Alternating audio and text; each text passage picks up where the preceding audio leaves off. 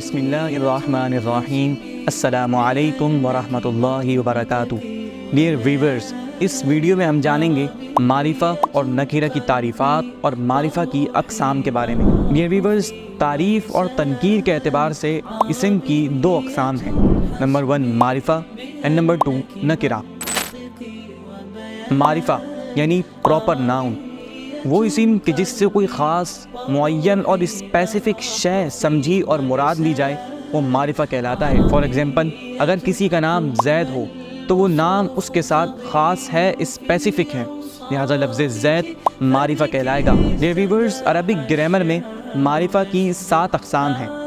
Number 1 اسم ضمیر یعنی پروناؤن، وہ اسم جو متکلم یعنی فرسٹ پرسن، مخاطب یعنی سیکنڈ پرسن یا غائب یعنی تھرڈ پرسن پر دلالت کرے اس میں ضمیر کہلاتا ہے۔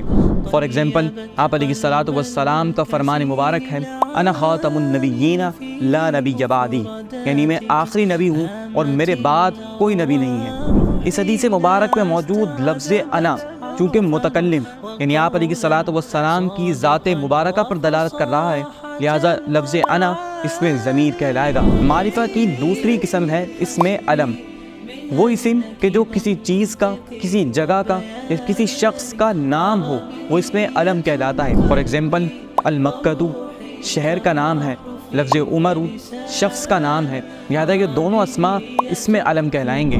معرفہ کی تیسری قسم ہے اسم اشارہ، وہ اسم کہ جس کے ذریعے کسی شے کی طرف اشارہ کیا جائے اسم اشارہ کہلاتا ہے۔ فار ایگزامپل، ھذا، ھذہ، ذالک اور تلک وغیرہ۔ اگر کسی قریب رکھی ہوئی مذکر شے کی طرف اشارہ کرنا مقصود ہو تو لفظ ھذا استعمال کیا جاتا ہے، اور اگر وہ شے مؤنث ہو تو ھذہ کے ذریعے اشارہ کیا جاتا ہے، اور اگر کوئی چیز دور رکھی ہوئی ہو اور وہ مذکر ہو تو لفظ ذالکہ کے ذریعے اشارہ کیا جاتا ہے، اور اگر وہ شے مؤنث ہو تو لفظ تلک استعمال کیا جاتا ہے۔ اسماء اشارات کے بارے تفصیلی معلومات جانیں گے ہم نیکسٹ ایپیسوڈز میں۔ معرفہ کی چوتھی قسم ہے اسم موصول، وہ اسماء کے جو جملہ خبریہ کے ذریعے کسی معین شے پر دلالت کریں اسماء موصولہ کہلاتے ہیں۔ فار ایگزامپل، الذی، اللتی وغیرہ۔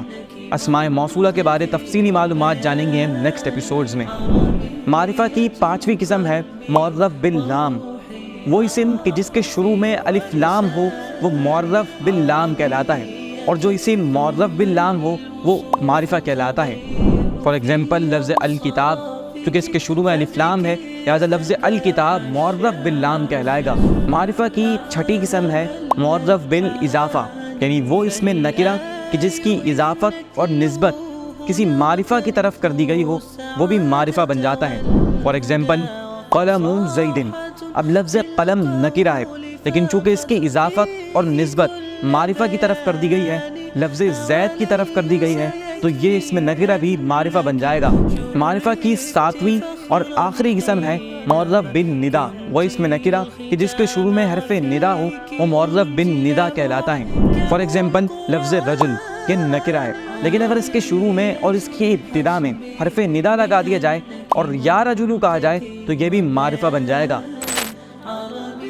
ڈیئر ویورز، نکرہ یعنی کامن ناؤن کی تعریف اس طرح بیان کی جاتی ہے کہ وہ اسم کہ جس سے کوئی خاص معین یا اسپیسیفک شے مراد نہ لی جائے وہ اسم نکرہ کہلاتا ہے۔ فار ایگزامپل، لفظ کتاب، اب یہ چونکہ یہ نکرہ ہے لہذا دنیا میں موجود کوئی بھی کتاب مراد ہو سکتی ہے۔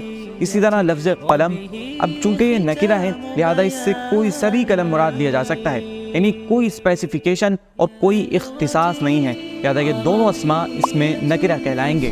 سو ڈیئر ویورز، اس ویڈیو میں ہم نے معرفہ اور نکرہ کی تعریف اور معرفہ کی 7 اقسام، اسم ضمیر، اسم علم، اسم اشارہ، اسم موصول، معرف باللام، معرف بالاضافہ اور معرف بالندا کے بارے میں جانا۔ یہ ویڈیو آپ کو کیسی لگی؟ اپنے خیالات کا اظہار کمنٹ سیکشن میں ضرور کیجیے گا، اور آج کے لیسن کے بارے کوئی سوال یا اشکال ہو تو کمنٹ سیکشن میں ضرور کیجیے گا۔ اس ویڈیو کو لائک، شیئر اور اس چینل کو سبسکرائب کرنا نہ بھولیے گا۔ شکریہ۔